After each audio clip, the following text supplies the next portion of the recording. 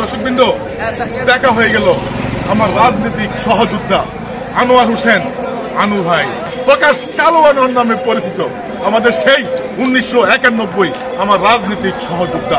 1991 সালে আমি এবং আমার এই কালো আনোয়ার ভাই, সাদা আনোয়ার মারা গেছে, আল্লাহ ব্যস্ত নসিব করুক।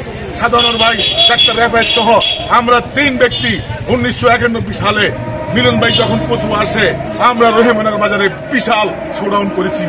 মিলন ভাইয়ের মনোনয়নপত্রের জন্য আমরা রহিমনগর বাজারে 8টি দিন অবরোধ করেছি 1991 সালে।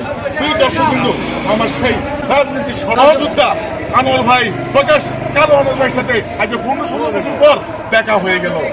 দর্শকবৃন্দ, আমরা জানেন কচুয়ার রাজনৈতিক প্রতিহিংসার কারণে বিগত 15-16 বছর জনাব এহসানুল হক মিলন ভাই কচুয়ার মাটিতে উঠতে পারে নাই এবং কোন রাজনৈতিক সভা সমাবেশ করতে পারে নাই।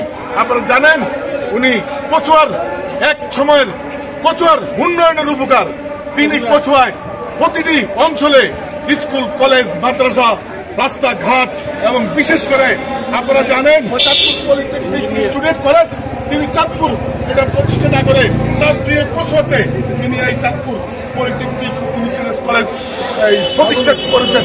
তো আমরা সবার কাছে দোয়া কামনা, আগামীতে যেন সবাই কচুয়ার সকল নেতৃবৃন্দ যেন রাজনীতি করতে পারে, ওপেন এই যেন কোন বাধা সৃষ্টি না হয়, কোন রাজনীতি যেন প্রতিহিংসা না থাকে।